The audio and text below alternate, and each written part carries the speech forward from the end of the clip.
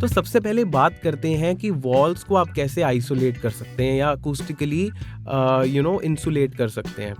देखिए, वॉल्स वैसे तो जो हम इंडियंस जो अपने घर पे यूज़ करते हैं, जो हमारे वॉल्स का जो है वो ब्रिक और कंक्रीट को यूज़ करके करते हैं, they are excellent for transmission loss. उनके थ्रू साउंड इतनी आर पार नहीं होती वैसे, बट फिर भी अगर आप अपने घर पर अपने जिस रूम में आप होम स्टूडियो बनाना चाहते हैं उसमें आप ऑब्जर्व कर रहे हैं कि नहीं फिर भी कुछ आवाज़ मेरे वॉल के आर पार हो रही है, तो उस केस में आप जो सबसे एक्सपेंसिव, मैं सबसे कमर्शियल स्टूडियोज़ का जो एक मेथड है वो बताता हूँ आपको, जो वॉल्स को आइसोलेट करने के लिए यूज़ किया जाता है। ऐसे में करते क्या है कि एक जो आपका स्टैंडर्ड वॉल है, जो आपका ओरिजिनल वॉल है, उसके आगे एक पैरेलल वॉल को कंस्ट्रक्ट कर देते हैं, ठीक है, एक और वॉल, और उसके बीच में एयर गैप होता है। इन दोनों वॉल्स के बीच में ना कोई भी लिंक नहीं होना चाहिए, मतलब ये कनेक्टेड नहीं होने चाहिए आइदर वाया स्क्रूज या किसी भी तरीके से, ना किसी भी तरीके से ये जॉइंट या इंटरकनेक्टेड नहीं होने चाहिए। इनके बीच में एक गैप होता है,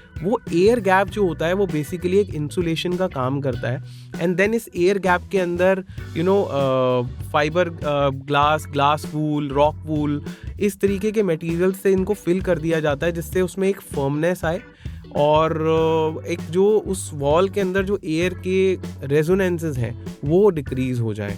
और अगर आप ईंट की दीवार या ब्रिक की वॉल या कंक्रीट वॉल नहीं बनाना चाहते तो आप जिप्सम बोर्ड की वॉल भी बना सकते हैं। आप किसी भी हार्डवेयर शॉप से या किसी भी बिल्डर से इसके बारे में बात करेंगे तो वो आपको बता देंगे कि ये किस तरीके से डिज़ाइन हो सकता है। बहुत कॉमनली आपने वुडन पार्टीशंस भी देखे होंगे। वुडन पार्टीशंस भी इसी फिनोमिना को यूज़ करके आप बना सकते हैं। बेसिकली 2 वुडन पार्टीशंस की वॉल्स बनाएंगे कोई भी कारपेंटर या फिर बिल्डर, एंड देन उनके बीच में एक एयर गैप रखेंगे एंड उस एयर गैप में कोई भी अकूस्टिक इंसुलेशन मटेरियल आप भर देंगे तो वो बहुत अच्छे से आपके आवाज़ को, एक्सटर्नल नॉइजेस को इंसुलेट कर देगा आपके रूम से।